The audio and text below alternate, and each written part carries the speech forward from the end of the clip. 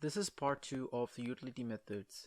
In this lecture, we are going to learn about the selector and toArray methods. First, the selector method. This method helps to get an element, and with that we can access its descendants. So go to index.html and add 5 boxes. The idea is to access these boxes using the selector method.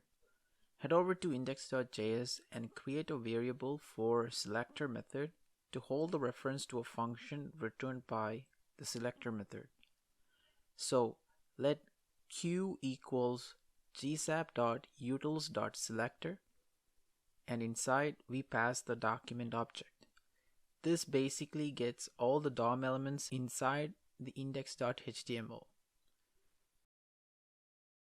We wanted to select those boxes using their classes. We create a variable called boxes to store those classes. How we do this?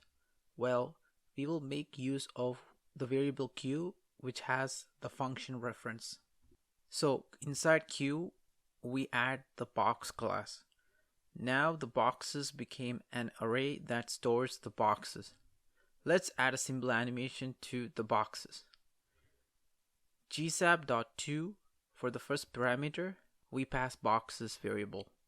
And second parameter, we put inside the configuration x to 100.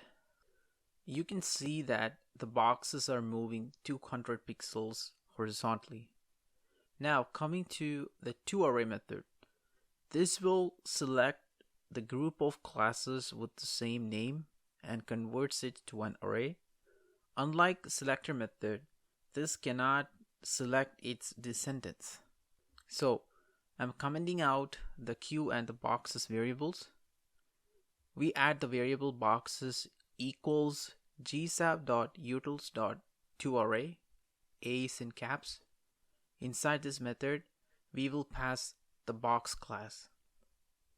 We will keep the animations attached to the variable boxes the same as we did for the selector method.